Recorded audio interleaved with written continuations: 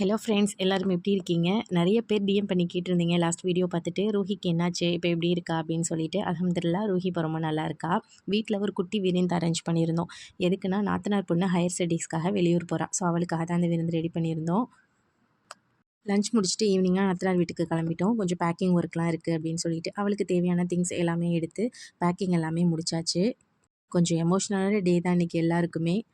Night dinner அங்கேயே arrange பண்ணியிருந்தாங்க. Night travel இருக்குது அப்படிங்கிறதுக்காக கொஞ்சம் சிம்பிளாக தான் இட்லி, தேங்காய் சட்னி, அதுக்கப்புறம் கடையில் பரோட்டா வாங்கியிருந்தாங்க. பரோட்டா கூட சாப்பிட புதுவிதமான சைட் டிஷ் ஒன்று பார்ப்போமா? என்னம்மா இது? அதுக்கு கீழே என்ன இருக்கு? என்னது? பராட்டா, லாலிபப் பராட்டாவா?